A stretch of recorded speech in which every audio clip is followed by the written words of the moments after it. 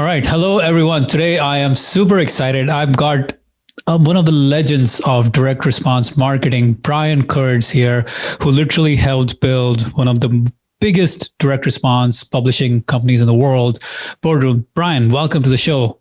Oh, thanks, Manny. I've been looking forward to this too, just because of what this series that you're doing. The idea of being able to get books for entrepreneurs that will want to read, or personal development books they want to read and don't have time to read. And not that my book is one that needs to be summarized. It's not that long and it's not that deep, really. But I think that the concept of being able to get the best out of each business book is something that I grew up with at my company Boardroom with its founder, Marty Edelston. So I was really looking forward to this as well, because it identified a sweet spot for me too. Yes, I'm looking forward to it.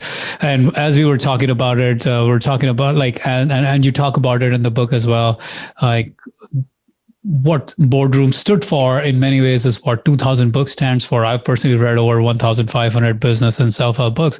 So I'm always interested in learning and growing and improving myself and figuring out different new strategies and techniques and frameworks and all these things. And I feel like you and Marty and all the legends you had at Boardroom, you guys built something amazing. So I want to preface this by asking you about Overdeliver and kind of take us back into time, because Overdeliver, for those of you who are listening, it's one of the best marketing books to have come out in the last few years.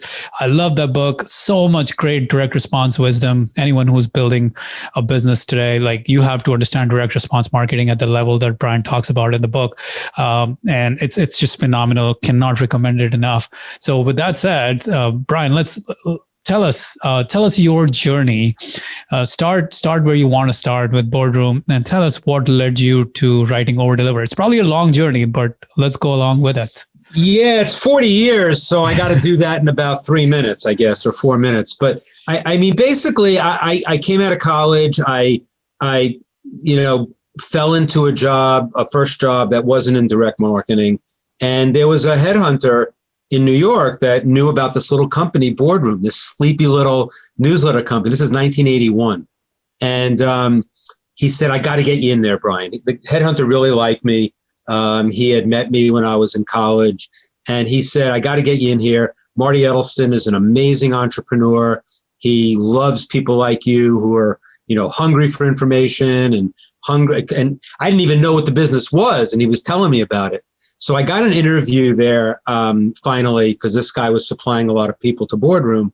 And the job, it didn't really matter, because I needed to, he basically said, you got to get into this company. And he was right in retrospect. But the job, I was an English major in college. So, I wanted to write. I wanted to be a film critic. I wanted to, I had no idea what I wanted to do.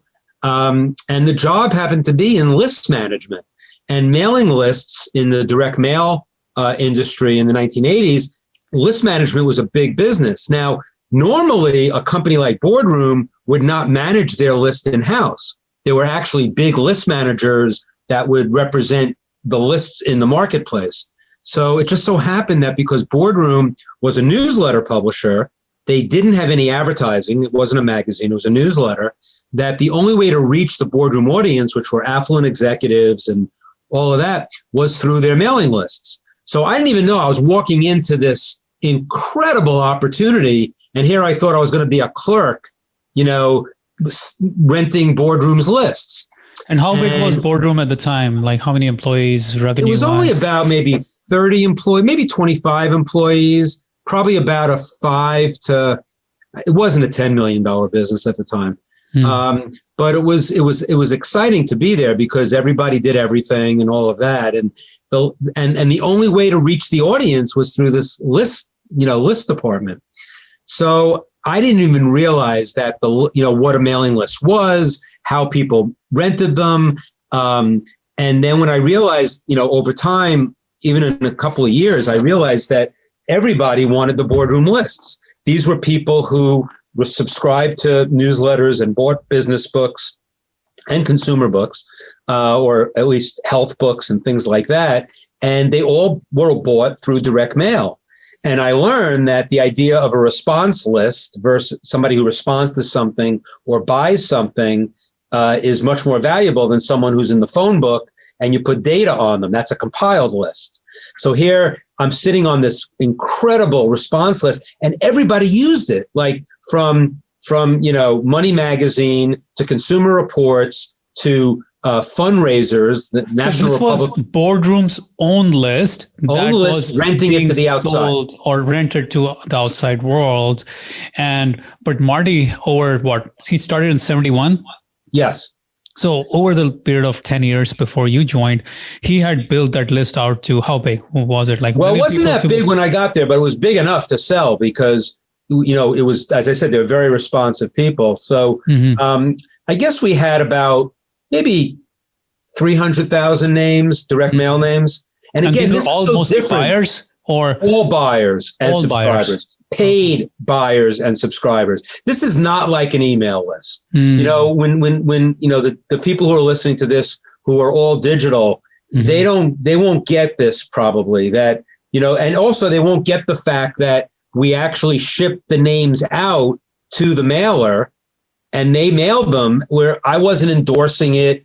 I wasn't, that everything in email is either an endorsed mailing, an affiliate, or, you're controlling the mailing. No, there was a lot of trust involved, but that's why you decoyed the list. I don't want to do a whole seminar. Sure. Yeah. The journey started there. And then, what happened was learning the direct marketing business from the list side, which is the audience side, which is the people side, which is the demographics and psychographic side of buyers. That, I think, I didn't even realize it while it was happening, but that was the best training I could have ever dreamed of in any situation. Because then when I started getting into the marketing side of the business, I knew audiences. I knew how to do list segmentation. I knew how to do all the things that were critically important beyond offers and products and the copywriting and creative, all important. But the most important thing is the list. And in my book, Overdeliver, in my chapter on lists, which is chapter 4, I call it, lists and RFM. But I think one of the concepts I have in there is the 41-39-20 rule, which is not, there was a so everything to answer your question, everything I did leading up to Overdeliver contributed to Overdeliver, the book, because my whole career is in that book. Not stuff I invented, but stuff I applied in the real world to Boardroom's business. And Boardroom's business went from, 5 million or whatever in 81 to as high as 160 million in the mid 2000s when we got into infomercials and multi-channel marketing. So, it was a really great journey and a great ride. But I think going back to why the list was so important and why it was so advantageous that I came out of that area is that the 40-40-20 rule was kind of like a general rule of thumb in direct marketing. So for those people who don't know the 40-40-20, let's give them. Yeah, I'll do that. So it says that, so in any direct marketing campaign, the theory is, and the numbers are close, but they don't have to be exact, but that they say that the 40% of the success of the campaign will depend on the list, 40% will depend on the offer, and 20% will depend on the creative or the messaging. Now, that sounds like the messaging or the creative is half as important as the offer or the list. Not so. And what I realized over time was that I realized that the creative, the copywriting and the messaging is the least important until it's not. And what I mean by that is that you've got to get the list right first. Look at it this way. If you have a list of customers, buyers, whatever, and you're going out with a new offer and you have the perfect audience for that offer, your creative can be really mediocre and you'll still get some orders. You won't get as many if the creative is better, but you'll get some orders. The reverse is not true. The reverse says if the list is crap and you have the best creative that you could ever get, you're going to get 0 orders. So that's just showing the two extremes. So the key is that you got to get the list right first. Then you get the offer, the product that you want to sell to the list, because you don't necessarily start with a product. You look at the marketplace and you see, and this goes back to Gene Schwartz and Breakthrough Advertising, greatest book ever written on this topic. And you have different levels of sophistication of your audience. And if you have an audience that knows nothing about you, you have to tell a story. You have to be able to get there. But if you have an audience that is perfectly suited, now you take that, then you bring the product in, you tweak the product to fit the audience, not what you want to sell them, what they want. And then you get the world-class creative that takes it all. And that's direct marketing nirvana. So I called it the 41-39-20 rule in Overdeliver, because I wanted people to understand that the list is clearly the most important and the creative is not the least important. It's the least important when you're starting, but then it becomes the most important. Yeah. So it's a three-legged stool, basically. It's a three-legged stool. And most people say 40-40-20. It's the list, the offer, and then the creative. But what you're saying, it's 41 list, 39 offer, and 20 creative. And I want to correlate this to what we see currently in a lot of our Facebook advertising campaign. One of the packages we sell is the summaries of the 50 best business books for entrepreneurs. And so I'm sure this sounds very familiar to what Boardroom did back in the day. So we sell an offer to our to the audiences. What we see all the time is the audience is like such a crucial component of this whole game that if we just screw up the audience just a little bit and Facebook does its own thing and I come back the next day and it's wasted another $500 without me even knowing that it's just running off into the weeds trying to find an audience that just is not going to buy. It's not the right audience. And that was I was on a podcast once and the guy was really interested in the concept of regression modeling, which is something I did a lot of at Boardroom. In direct mail, a regression model is where you go out to a big audience of potential buyers or subscribers, and you pluck an nth name out of it. You pluck a cross section out of it that is not necessarily going to make you money, but it'll tell the people that respond to the offer are indicative of the type of people that you want to go after in the universe. So then when you get that, and this is with your house file. So this is a list that we had a 9 million name database. You couldn't mail the 9 million across the board. We had to narrow it down by some criteria in terms of recency and frequency and how much they spent with us, so that once we got down to a 2 million name universe, you go into the 2 million name universe, you get responses from that 2 million, and then you match those characteristics, because we had data on all 9 million people. So now you match them, and that's how you go out and get more names like the ones that responded. And that's where you get, well, it gets complicated. But this podcast host wanted me to go down this rabbit hole. That wasn't even a rabbit hole, it was just a tunnel of regression modeling. And he wanted it, so I gave it to him. And I've already gone too deep here, probably for the listeners. But the point I wanted to make when you mentioned Facebook is that it turned into the fact. But Facebook, if you do a model on Facebook, it's called a lookalike model, where you can look, and those work, and they're good.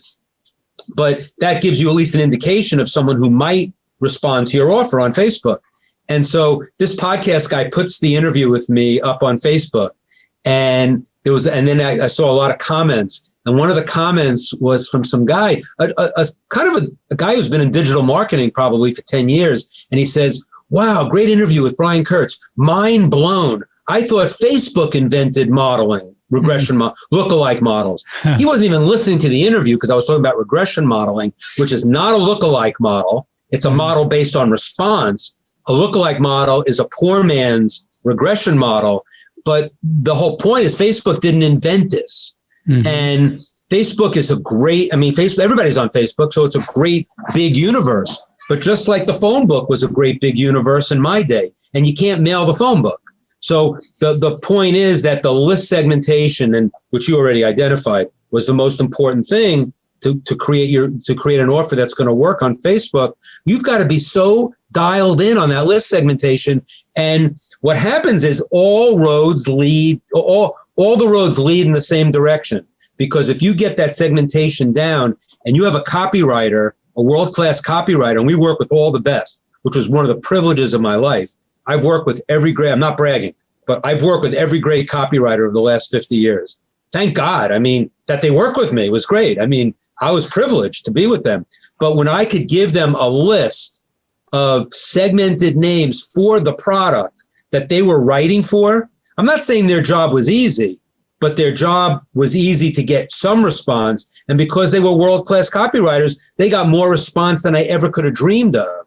And they made more money than any employee in the company because we paid them royalties. So, you know, that was just the adventure at Boardroom in the world of, especially in the world of copywriting, was just, it was amazing. And the link, and when that I came out of the list business, that was really the key part of the journey. So when I wrote Overdeliver, you know, chapter 3, before I started getting into a lot of stuff, the title of chapter 3 is How Paying Postage Made Me a Better Marketer. Mm-hmm. And it's not a chapter that says everybody should do direct mail, forget digital, forget Facebook. No, of course not. You know, this internet thing is going to catch on. Yes, I understand it. I'm not a Luddite. I'm not anti-technology. I'm not I think email is the killer app in marketing today. Mm-hmm. However, I do think that what the point I was making there, and it was an important chapter to write, was that the discipline that we had to have in direct mail that is not evident in all digital marketing today, and email marketing and Facebook marketing, because you're spending a lot less for the media than we spend for lists. And by the way, you don't have printing and postage. Mm-hmm. You know, printing and postage was a game changer for us. We didn't think it was a game changer for everybody else when they went to email, when they didn't have to pay it, but we had to pay it. So anytime, you know, the idea of hitting send on an email, and if no one responds, it's okay because you didn't lose any money. Well, I disagree. Mm-hmm. Well, you don't lose cash immediately, but you lose cash long term, because who are they going to open the next email if you lose so equity? Off base? Yeah. Right. So that's the discipline that we learned in direct mail. Everything had to be so targeted. Everything. I mean, look, and even then we get 2% response rates. So 98% didn't respond, and that would make us a lot of money. Yeah. But even with all the segmentation and all the credit screening and all the merge purge of all the lists that we did, we still got, you know, 2 to 4% response rates. So I want to talk about something like I want to take us back again. By the way, do you have earphones you could plug in potentially? No. Because we might be getting an echo back, but it's fine. No big deal. When you were talking about the early stages of your testing, right? Maybe you had a database of 10 million people, but you were only going to mail it out to 3 million or 200,000 or something like that. And that's kind of what we do with Facebook advertising today, in the sense there's a broad swath, like broad base of audience that would potentially buy our product. But initially we have to go down a narrow path to finding that audience that will buy, which might be a combination of certain factors that we believe are the right factors for that audience to buy from us. And when we start finding that audience and Facebook starts to deliver on that, and like it's at a good enough price point, the more the pixels, like the more we are able to sell to that specific audience again and again, the more Facebook learns overall about all of the audiences that it can potentially sell to. But the point being, I see a lot of times people will come in and they'll be like, okay, I'm running ads and they're running to such a broad audience that they have no chance of initially getting the traction that they need.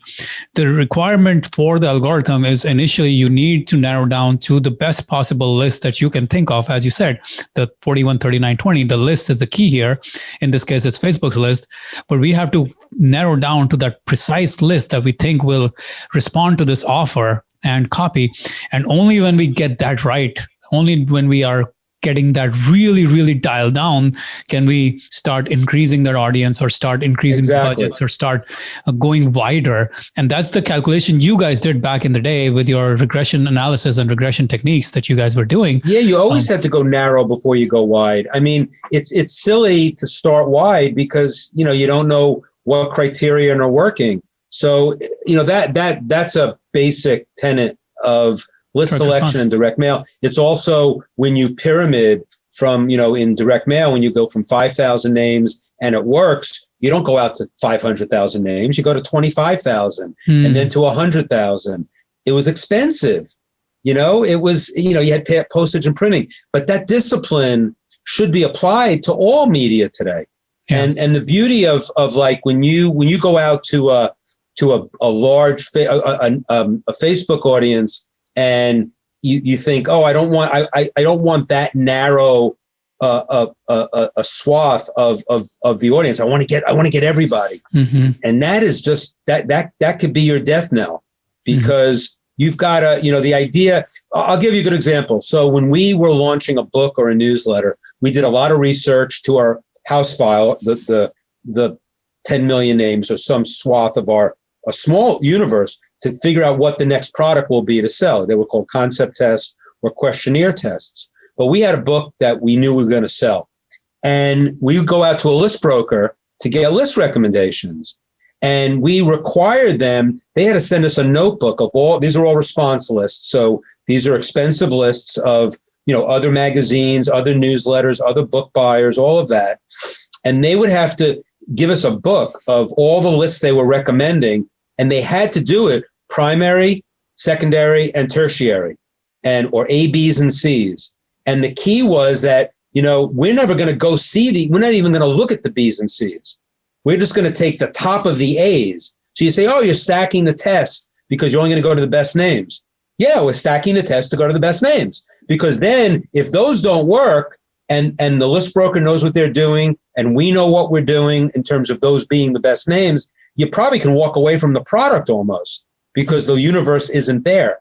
Why I wanted them to do A's, B's, and C's was because I had a lot of experience in the list business, and I kind of knew where the bodies were buried, or the bodies were alive, basically. So I knew the best names. So I could tell, because I knew my product very well. I knew the copywriter who was going to be writing for the product. I could look at their A's, B's, and C's, and I could see that they didn't get it right. There were a couple of B's that should have been A's, a couple of A's that should have been C's. And so I mean, it wasn't even my job. It was the list broker's job to do that. But I wanted to see how they were thinking. Mm-hmm. Just like I want to see how the copywriters are thinking. Just like you want to see how your new product development people are thinking. So, lists are just like anything else. List brokerage can be seen as a commoditized industry. Everybody has access to the same list that they recommend to the mailers, but it's not, because you have to be very specialized. And then within the lists, they had to tell us what the selection would be.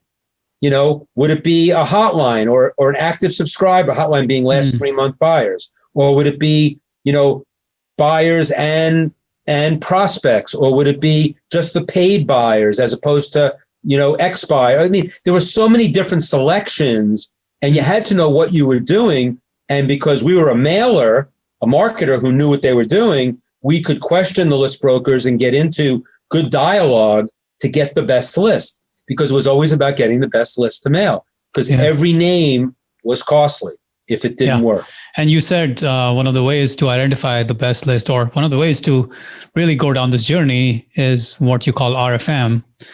So let's talk about that, because that's such an important component of. It's not even a buzzword for direct marketers per se, although that's where it shows up. But it's actually a rule of thumb as to how people behave in the marketplace. It really is. And it's fundamental to any marketing you do, whether direct mail, Facebook, email, everything. So RFM stands for recency, frequency, and monetary value. So recency means that the premise is that anybody who bought something more recently is more valuable than someone who bought something less recently. So someone who bought something in the last month is worth more than someone who bought something in the last 3 months, who's worth more than someone who bought something in the last 6 months or a year. So that was a concept that I didn't even get. I was 23 years old, and they're telling me this concept, and I'm like, doesn't make sense. If I just bought something, I have less money. How can I buy something else? Well, any marketer listening to this knows that how naive I was, because what are upsells? What are pop-ups? What are What are cross sells on the telephone? What are, selling the insurance plan on your iPhone? It's all about the recent buyer. It's that they're putting out money and now they can put out more money. But it's much more in depth than that, than just selling as much as you can, as quick as you can, because then you add recency to frequency. So someone who bought in the last 3 months, who also bought a year ago, and now they're a multi-buyer, they bought twice, that name is worth so much more than someone who just bought in the last 3 months. So you put those two together, and now you're talking about a powerhouse name. And then especially if it's a high ticket item, or maybe a bunch of low ticket items, but the M is for monetary value. So how much what was the total spend of that customer? Now, going back to that regression modeling thing I did, we were doing this regression modeling all on a statistical basis. I was not doing it. I was an English major in college. I had a statistician who was a PhD that was doing the models for me. But I knew that once we got the nth of the broad cross section, we did the analysis of the names we were going back out to. Once we knew the characteristics, what were the characteristics? It was all RFM. The most recent, the most frequent, and the most spent, the people who spent the most were always at the top of what we call the gains chart, which are the names most likely to respond to the offer. And we used to have, and that's what part of regression modeling is, you create this gains chart where you split the entire universe you're going to mail into 5% increments. They're called demi-deciles. So 5% all the way down, 20 demi-deciles. And because you know the response rates of the original names you mailed, and now you know the names that you're going to mail with the similar characteristics, we actually knew exactly what the cutoff was. Like, we knew that the top 3 deciles were going to get above a 2% response. I'm running numbers here. And then the fourth demi-decile might get it, but we're not going to take as many names from that one because it's on the cusp. And then the 5th, 6th, and 7th, you would take test quantities and you would see, which names, the gains charts were not foolproof, but they were pretty solid. I mean, this worked. This worked big time. And so I marveled at it because I was not a math guy. I was not a statistics guy. But once I had this tool in my hand, a gains chart and the predictability of response rates, I mean, anybody can be a great marketer when you got that. And it was just, I can't tell you how much fun it was, how enjoyable it was, and how profitable it was. Yeah. I mean, to talk about the demi-deciles, you're talking about the 5% increments.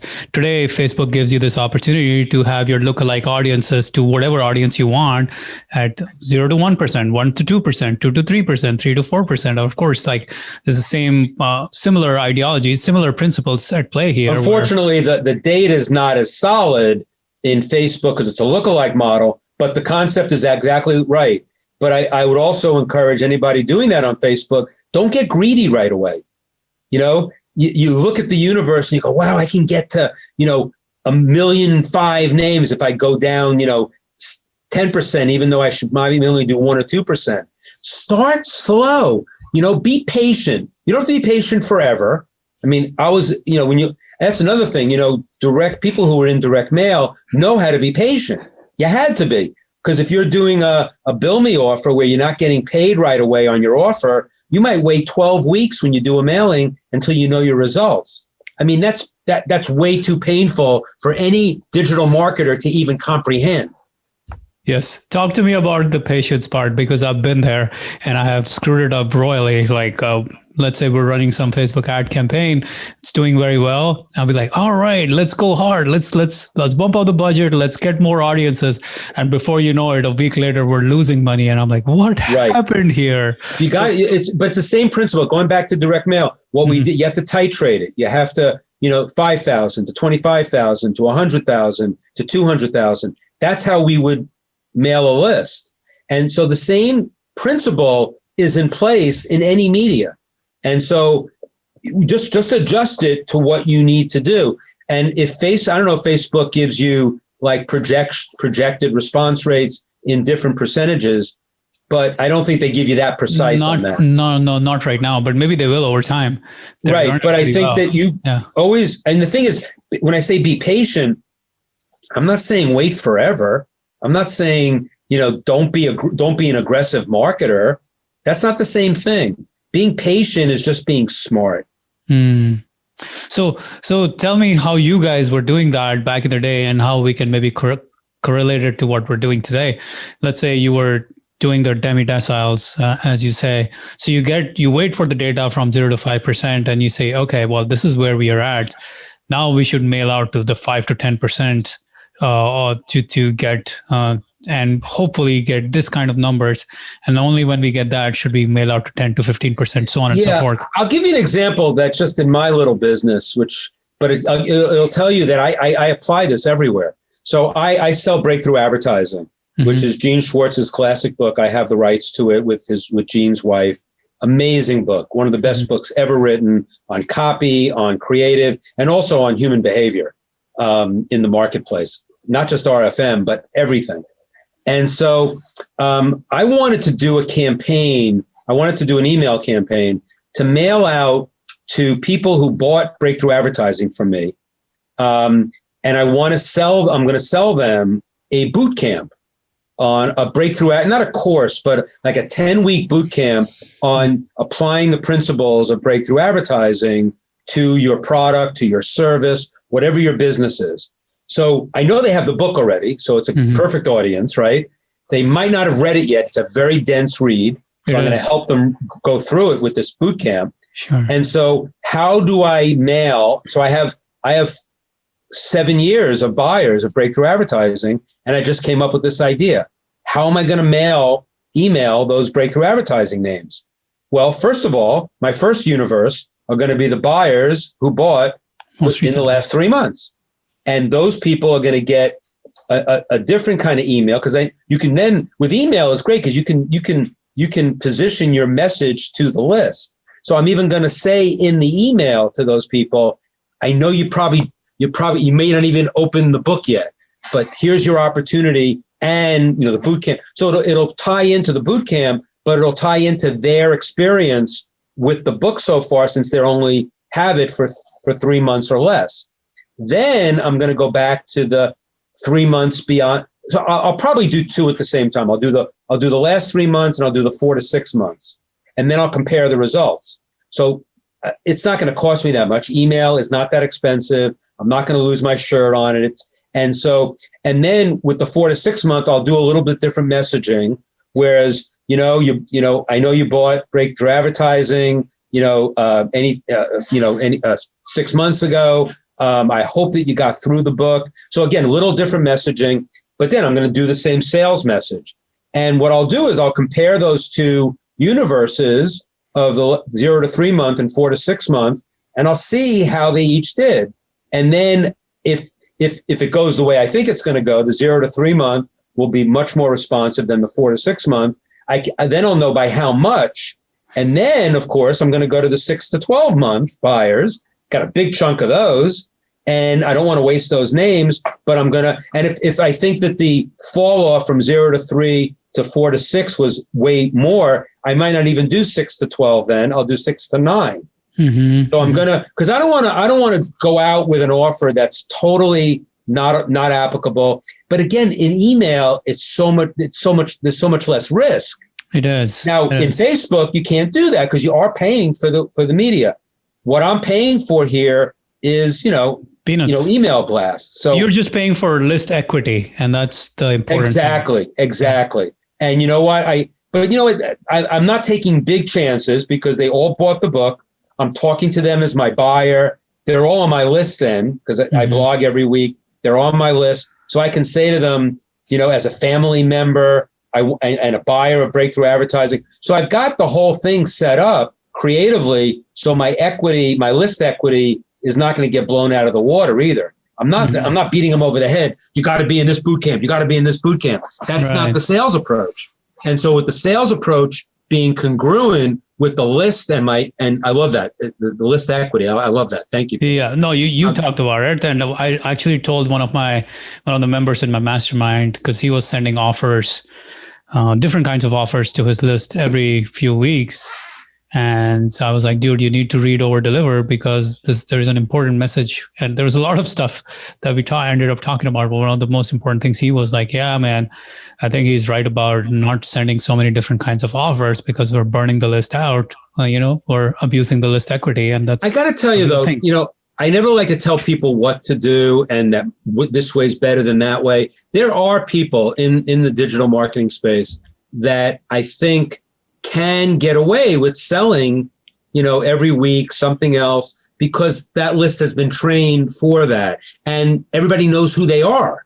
Like now I position myself as the director of sales prevention as kind of a joke, but because I'm not a nonprofit. I'm looking to sell books. I'm looking to sell masterminds. I'm looking to sell courses. I'm looking to sell everything I have.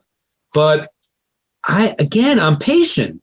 I call it, Dean Jackson, a great marketer, says fishing without bait. And that's what I do. So fishing without bait, so the image is you're on a lake, you're in a rowboat, right? In the middle of the lake. The fish are swimming all around you. That's your list or your prospects or your buyers. And, most people will take the fishing rod, put a nice piece of juicy bait on the hook. You throw it in the water. You get a fish on the hook. You bring it into the boat and then you get them into a funnel, right? And you start selling them and selling them and selling them. Mm-hmm. What I do, and I'm not saying it's right or wrong. I'm just saying it's an approach that can be very, very valuable to develop list equity. Is that my fishing rod is not even in the boat with me. I have a spotlight, and it's a big spotlight, and I'm shining the spotlight over the lake all the time, and that's my content. That's my value creation. That's my free stuff. Because if you have good free stuff, you always find more good free stuff. Give away your best stuff. That's the beauty of email. Couldn't do it in direct mail. You can do it in email. So I have this spotlight and I'm just flashing it over the lake. And you know what?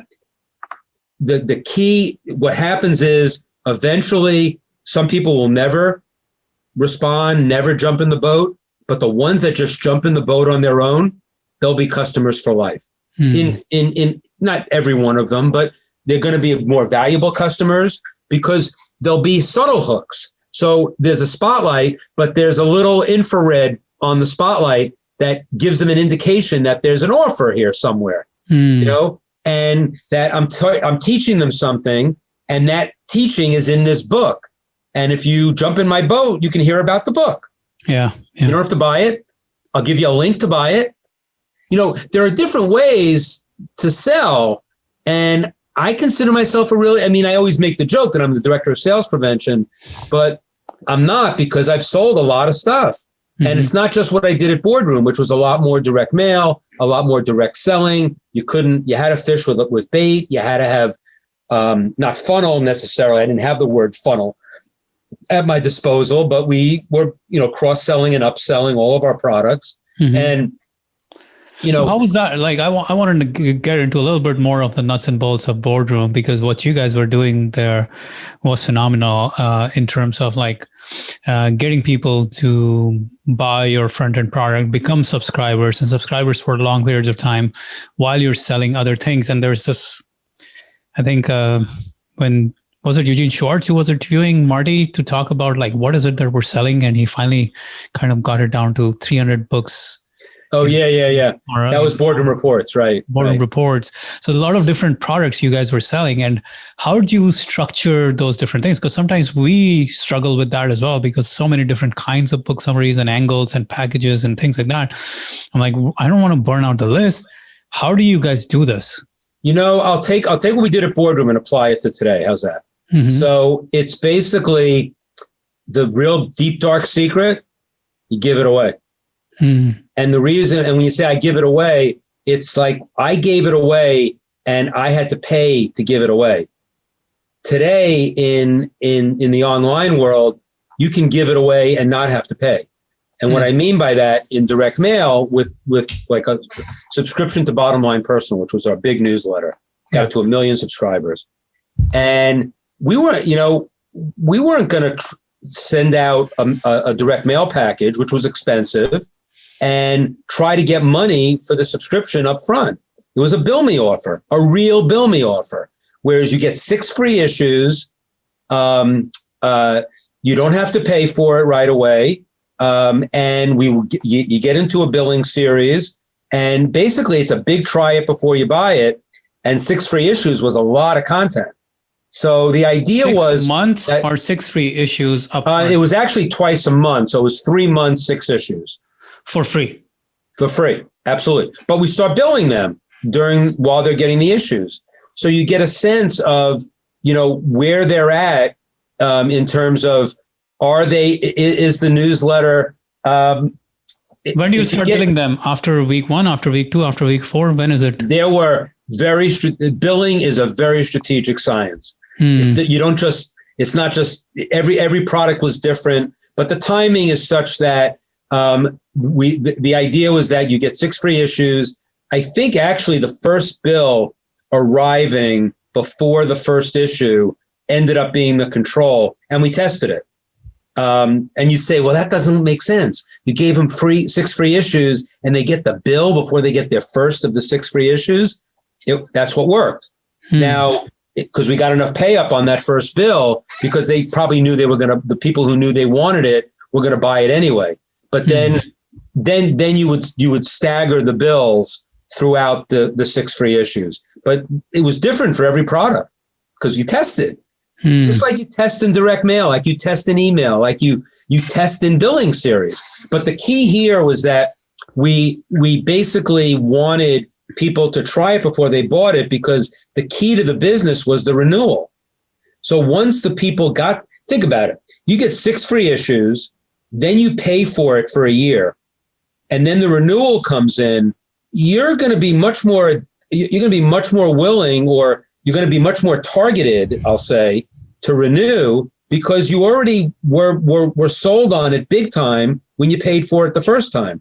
The alternative, and most digital marketers don't understand bill me the way the direct mail folks do, is that when you sell something without them seeing it and they have to put a credit card up front, sometimes you have to, but you don't have to on a digital product necessarily, but they have to put the credit card up front. That's why you get high return rates. That's why, because when you have to have a good match of the promotion to the product. If we got like terrible pay up from a bill me offer to bottom line, and we got terrible pay up after we gave them 6 free issues, we knew that there was a mismatch of the promotion to the product. One situation was a survey package. That was our promotion. And it was kind of a gimmick. It was like, we want your help at bottom line. And we asked them a question or something. And then when they answered the question, it got them the 6 free issues. It was clear, but not as clear as saying, you're going to get 6 free issues, right? It was like, you're going to help us with the survey, and for that, we're going to give you 6 free issues. So we'd send them the issues, but it wasn't like it wasn't long copy in the survey package. And I've written about this in my They felt blog, like they earned it. Right. They just sort of was an impulse buy. And whereas if you just send them, but then again, if you send them a book-a-log, which was another promotion that we did, 64 pages, that was the promotion. So imagine getting a survey package, which is a thin little number 10 envelope saying, fill out the survey, we'll give you 6 free issues, as opposed to giving them a 64-page book-a-log with all sorts of stuff that's been in the newsletter, that has premiums all over it, bonuses. And then we say, you want 6 free issues. And we had to spend a lot more money for the 64 pages, of course. What do you think the results were? I mean, I'll give you the general results. Okay. So the results of the survey package would be like 4% front end with like a 15% pay up. The book-a-log would get you 2.5% front end with like a 48% pay up, because they were sold on the product so well. And I wrote a blog post about this, and it's in Overdeliver. It's in my book. And the concept is, how you sell is how they respond. How you sell is how they respond. It's true in all online media today. If the promotion, that's why video sales letters got so popular with high-end financial newsletters. There was a big story to tell there. just like in direct mail with us, we had these bagalogs and bookalogs, which were 32-page promotions to sell the newsletter. So a video sales letter, 30-minute, I mean, there were 45-minute and hour-long video sales letters selling these high-priced financial newsletters, and they beat the pants off a 5-minute video to sell it because you've gotten them inside the mind of the guru or inside the mind of the person writing this newsletter or product. And these are stock advisories. These are expensive products. So it's not that long copy beats short. It's much more in depth than that. It's the kind of long copy for the appropriate product. And I just wrote another blog post recently, and I think it might be in Overdeliver as well. But it's about the fact that, you know, when you if you know what if your product is not known to people, you know, people say you can't sell to cold traffic. Well, if you're going to sell to cold traffic, you got to give away some of the steak. You got to tell a story. You've got to engage them at a very deep level, as opposed to just banging them with an offer for something that they don't know what it is. I mean, it's just logical. I mean, I'm not saying anything that people listening to this don't know, but there's a logic to it. And and you have to look at every situation, the offer, how well it's known. And that goes back to what's in Breakthrough Advertising with Gene Schwartz. The state of awareness of your audience will determine what kind of advertising and promotion you should send to them. And it's always looking ahead. I always say that when you market to cold traffic, think about the second order. And hopefully the second order. So if you're going out to the cold traffic with an offer, think about if they respond, what do you have in line to sell them? And is it congruent with the first offer and the promotion? As opposed to hitting them with a gimmicky, splashy ad that has less to do with the product and even more less to do with what you're ultimately going to sell them further down in the funnel. If you can have the whole thing mapped out in your head, at least one order past the first one, but maybe even the second or third, now you go back to the original promotion and you keep that second and third offer in mind. You're selling them a second or third offer. You're selling them one offer, but you can think about it because now you're going to get a lifetime customer. And that's where it's all about. And you saw in Overdeliver when I talked about the bogey, which was a calculation that we did, which is how much could we lose on the first order to make it back at some point in the future that was acceptable to us. And that's different for every company. Right. And Depends that's on cash flow. Depends on, when we did it first, we had to make the money back within 6 months. Then it was a year. Once we had a lot of money in the bank, we could wait 2 or 3 years. So we would take a beating on the first order, as long as we knew the renewal rates that we had calculated based on our experience with the promotions and the billing and the renewal series. We knew the numbers, so we knew the money was coming back to us guaranteed, but we also knew we had enough cash to cover it. Yeah. So this is like an iterative problem, someone who's in the early phase of building the business that they have to go through, right? You start with cold advertising, you figure out how much you can afford to pay. And then you say, okay, with our second order, we can make this much more. So maybe we can afford to pay a little more this time in the next iteration of testing, and then a little more next time to acquire. That's why, but the key word is little, because if you don't have a lot of cash, you'll go broke very quickly. So you have to really understand your numbers. And again, I had a guy at my mastermind who built a $100 million direct marketing business. I won't tell you what it is, but it was all direct marketing. And he spoke to my mastermind about how he built the business and all of that. It was a great story. And we were talking about staffing with the group, how he staffed the company. And he said, when he started his business, he thought for sure the most important employee, he was a marketing guy, so he didn't need a marketer per se, but he thought the most important employee he'd have to hire would be a CFO, that the finances and the money was going to be the most important.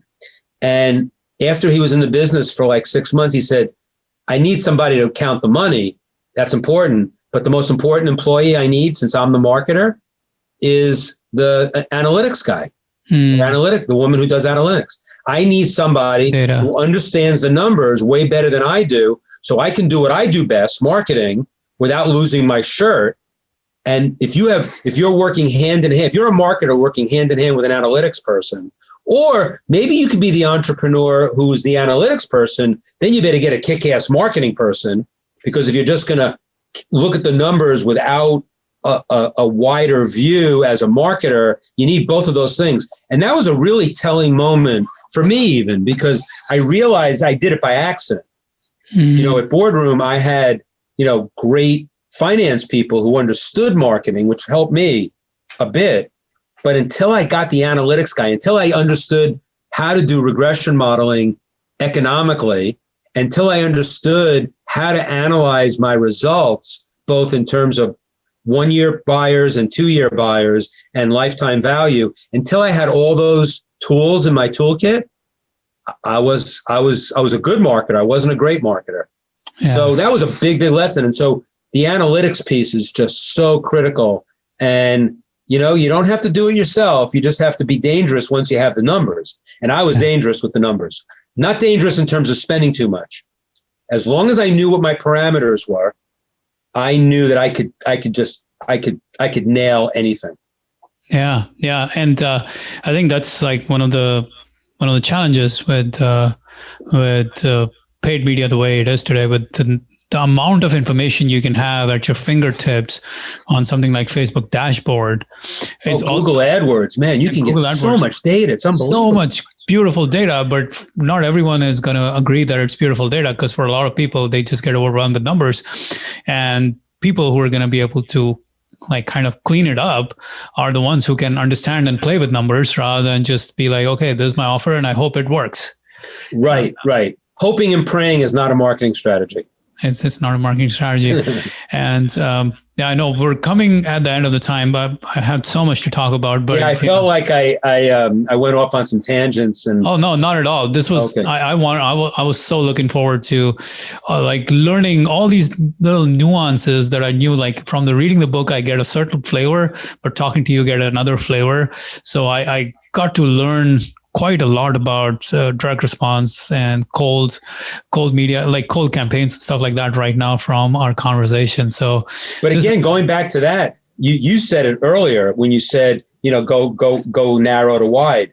Mm-hmm. The same thing is true with like cold traffic and warm traffic. It's like you go to if you have a house file of previous buyers, go there first. Mm-hmm. I know people because I think marketing to cold traffic is so sexy, and marketing to hard. Existing customers or getting a renewal is not sexy.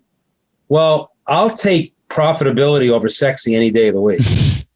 I like sexy profitability, but sure.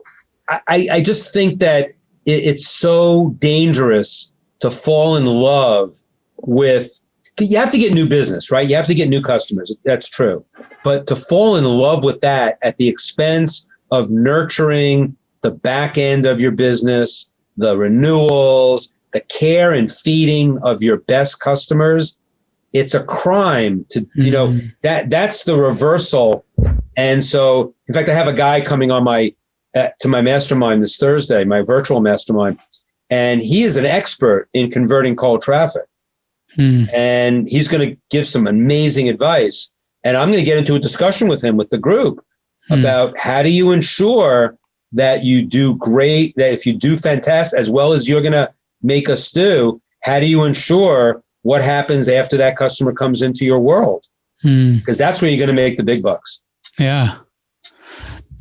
So yeah, as you I wish we had time to talk about that, but that's like part of the big part of the puzzle, which is acquisition is one part. You can break even on acquisition, that's great, but it's the game in some ways, as you said, the second order and the third order and the fourth order. That's where the game is being played, and the deeper your funnel gets, or the deeper your order gets, the more you have the capability to play a bigger game in business, rather than only worry about making profit on the front end. And everything, as you said before, everything doesn't have to be a sale either.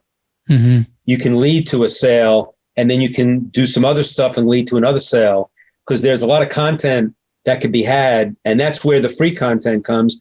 And that's why digital content is, for me, I didn't have digital content when I started. Mm-hmm. Now I sound like the old man at the, on the beach saying, or the old man saying, get off of my lawn or something. But I love digital marketing. Yeah. I just think but I also, in my book, I talked about O to O to O, online to offline to online. The idea of mixing online and offline media in the same campaign is something that most people don't do. And the ones that do are separating themselves. Like, you have to meet your customer where they want to be met, not where it's most convenient for you. And so, the idea of doing direct mail on the back end of a digital marketing business, it's not even a thought, to me. It's in many cases, it's a must, and it's not a must for most. Yeah. I mean, it's like, and I want to kind of give this to people, that there's so many great nuggets of wisdom in the book. Like, we're just scratching the surface of what's in the book right here. Like, you have phenomenal ideas on leveraging other people's hard work to grow the business, using premiums and list segmentation, and next big thing. And the list goes on. There's so much stuff to learn from the book that anyone who's listening, if you enjoyed this, if you learned something new from this interview, I bet this book is gonna blow your mind. What Brian's done with Overdeliver. So, Brian, I want to give you the stage back and say, tell us where to find you. Tell us what projects you're working on right now. Tell us how you're helping entrepreneurs with the different things. You mentioned the masterminds as well. So tell us all about it. Yeah. So first of all, to get the book, the best, you can go to Amazon, but the best place to get the book is at overdeliverbook.com. That site has bonuses. I mean, I titled the book Overdeliver. What that meant is that I had to overdeliver, not just on the book, but on the bonuses. And the bonuses are not just bonuses. They're, there's 19 keynote speeches that Jay Abraham has given on that site. There's 2 PDFs of out of print books on direct mail from 2 gurus, Dick Benson and Gordon Grossman. There's a Dan Kennedy swipe file that is exclusive to something he did with me at an event in 2014. There's a swipe file of direct mail packages going back to 1900. And you'd say, what do I need that for? Well, if you understand direct marketing, everything old is new again. And there's a lot of things to learn from the great copywriters of the early 20th century. And it goes up to the present as well, that swipe file. There's a PDF of every online newsletter that Gary Bencivenga ever wrote, which is, he's the master copywriter, and he's still alive, but he let me put all of his online stuff, all online newsletters in a PDF, in a single PDF. So this site, the overdeliverbook.com site, is, for a $24 book or whatever the book costs on Amazon. So you go to that site and then you click to go to Amazon, you buy the book, it tells you what to do. And then you come back to the site, you put your order number in, and you get access to all of that stuff. So that's the best way to reach me, to get my materials. That site is, I'm so proud of that site because it represents so many of my mentors, because I stand on the shoulders of such giants, and everything on that site is just something that connects me to one of my mentors. And so it's both an incredible value, but it's also very meaningful to me personally. Not that you care about that, but just saying. Yeah. So, and also you do get, when you access the page and buy the book, you automatically are added to my list. And my list, remember, I'm fishing without bait. So my list is not going to annoy you. They're long blogs, but they're all stories. They're all things from my career. They're applications of direct marketing principles. So I think people who, if they enjoy the book and they enjoy that site, they'll enjoy my blogs, and you're automatically, so then you're in my world and you're in my online family. I try not to call lists. I had to do it for an interview purpose, but I call my list my online family, and I mean it. and I respect my list and my online family. And I don't do affiliates. I don't sell stuff to the list except my own stuff, and it's all educational for direct marketing. So that's my game, and I'm sticking to it. Absolutely. And then if you just want to opt into my list, and you can go to briankurtz.net. There you'll get access to tons of free content. My blogs going back 7 years are on there. I've got listing of my mastermind groups. I have a high-end mastermind for seasoned direct marketers, Titans Mastermind. And then I have another group, Titans Accelerator, not for juniors. This is not the sub-varsity, but it's an incredible group, 250 entrepreneurs, marketers, and copywriters. It's a virtual mastermind, and it's fantastic and inexpensive and incredible value. So all of those is a tab that says work with me, and you can look at that. And then there's a tab of products on the site at briankurtz.net. And I've got breakthrough advertising. I have another classic by Gene Schwartz, The Brilliance Breakthrough. Overdeliver is on that page, which you'll go to overdeliverbook.com. I have another book, my first book, The Advertising Solution. That also has, you go to thelegendsbook.com and you get another series of bonuses and swipe files and all sorts of stuff, videos of Gary Halbert and Gene Schwartz.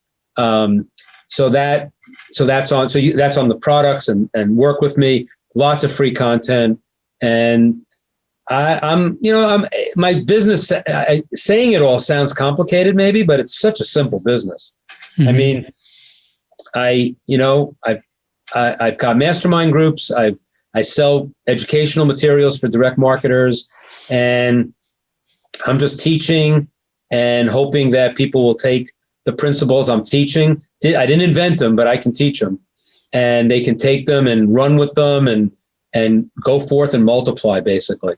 Yeah. That's my, I'm no longer in the trenches, but I'm also a member of 6 different mastermind groups, some of which I pay a lot of money for. I probably pay somewhere in the neighborhood of $150,000 when there was travel, and there will be travel again, but $150,000 in mastermind groups. So because I have to keep up on all this stuff. Yeah. If I don't keep up on it, then I'll be just another loser, from the direct mail Stone Age. Right. So, that's the game, and I'm in it full time all the time. Awesome. Yeah, I know from everything I've read in the book, there's so much great stuff in your brain that we're just getting started with unpacking. And for everyone who's listening, there's so many different levels you can work with, Brian, starting with a book all the way to a very intimate mastermind. So check out overdeliverbook.com, briankurtz.net. I've found tons of value there. One of my favorites there is the Boardroom dinners. Hopefully you find that. I call them intentional dinners, but it was something I did at Boardroom there. That's in chapter 10. Chapter 10 of Overdeliver. If someone asked me on one of these podcasts, they said, what was, if I had to read one chapter of Overdeliver, which one would it be? And I said, well, if you're gonna be a marketer, probably, chapter 4 on lists, but probably chapter 10, which is titled Playing the Long Game, which has all these different things that I experienced through my career at Boardroom, things like the intentional dinners, the Boardroom dinners, things like learning how to surprise and delight people in your online family, in your offline family. I have something in there called Christmas cards in July. That's interesting. I have something on just lessons I've learned about being yourself all the time. So you don't have to fake it. You never have to fake anything in terms of, someone's always watching or listening. So you always have to be on your best behavior, so to speak. And so I've got some really interesting things there. It's not a personal development chapter, but I think that stuff in chapter 10 were the things that enabled me to be so passionate about lists, about offers, about the copywriting creative. I have a whole chapter on customer service and fulfillment, which to me is a marketing function. And it speaks to the back end, not back end sales, but back end saved sales and saved buyers. Mm-hmm. You know how much that's worth to your company? I mean, Dan Kennedy talks about it all the time. It's so critical. So, you know, I'd like to maybe, I look at the book now and I cringe sometimes that I wish I'd written it differently. And so I'll probably do a rewrite at some point and add some new stuff that I've done since. And so, I got to say, there's nothing to cringe about in that book from my point of view. It's a legendary book. Anyone who's in direct response has to read that book. And I'm sure when you write the next book, it won't be a rewrite of this one, but hopefully a new one, because that's what I'm looking forward to, Brian. I'm looking forward to another one from you. So yeah, absolutely. Thank you. Thank you, Manny. Very generous. You've been very generous in this interview to let me go off on multiple tangents. And no, I've enjoyed every minute of it. So thank you. But I have to say, you know, as an interviewer, you identified the key concepts many times as I was talking. And it was really interesting when you went narrow to wide and you talked about, you know, not understanding your numbers and how you can lose money very, very quickly. Those are such important concepts. And just that, you know, you're sharing those kinds of concepts with your audience tells me you're doing good stuff. So I really appreciate you. Thank you. Thank you. Yeah. So this is one thing I always say, I'm not a guru. I'm a practitioner. Like I'm a guru later, but I'm like everything that we share from these books, we are applying them every day to build our business. It's not just like I'm sitting in an IV tower, hopefully just reading books and giving you all of that information. I got to believe you might be the smartest man on the earth that you've read all of those books. Oh my God. That's incredible. I mean, I'm a slow reader. I did a blog post about that, you know, that because there was a study that said slow readers are better writers. And I like that because I'm a slow reader and I want to be a better writer. So that fit for me, right? Yeah, and I'm not a good writer at all. So you're right. You know, I got a lot of response, and then I published another blog talking about the responses. Like some people disagreed, some people agreed, some people were like me and said, "Great, I'm a slow reader. There's going to be a benefit to that," you know. But yeah. I've got just so many books. I mean, look at that shit. Oh my God. Yeah, man. It's ridiculous. Oh, and I love it. I'm not going to say I've not read every single one, but I've opened every one and I've read the table of contents of almost every one. And that was the thing. That's why I think what you're doing is so brilliant. Because Boardroom, as a newsletter, what Marty invented was a digest service for business books, because he thought everything that was meant to be known was in business books. Yep. And you've identified that and you've taken it a step further than he did. And I believe that, you know, Marty used to say there's like one good chapter in every business book. Yeah. And if you're the guy that's going to tell us what it is, you got the keys to the kingdom. Yeah, well, I mean, what we do here is we're finding like a few of the ideas that we really like and share them. And hopefully, like when people are like, "Oh, these are some good ideas. I want to go into this book," and because it speaks to me, like for someone who's actively doing cold audience targeting or cold advertising, cold media advertising, and doing lists and all those things, like basically doing direct response at a very heavy duty level. Someone who listened to this interview or, you know, reads our summary, they will quickly realize that Overdeliver is a book that they need to read. Maybe they don't need to read another book, which is on trust-based marketing or something like. It's like different books for different people. Not everyone needs to be like deep into each one of these books, but there are different concepts that speak to different people. And that's what is fun about what we do. Like we just highlight some of the best ideas from the books and let you take it from there as to what you want and what you want to dig deeper into. It's a great model. Great model. I hope you're doing well with it. I wish you luck with it. And I hope what we covered today was helpful to some people who are listening. No, it was super helpful to me, and I'm sure it will be to our audience if it was helpful to me, because our audience is kind of along the same journey. Oh, you know, who you're looking for is you, right? So you can find your audience is like you, then you're going to be good friends. Yeah. So, Brian, thank you very much. Again, it's been an honor. It's been a privilege. I've been looking forward to talking to you for so long. So it's a dream come true.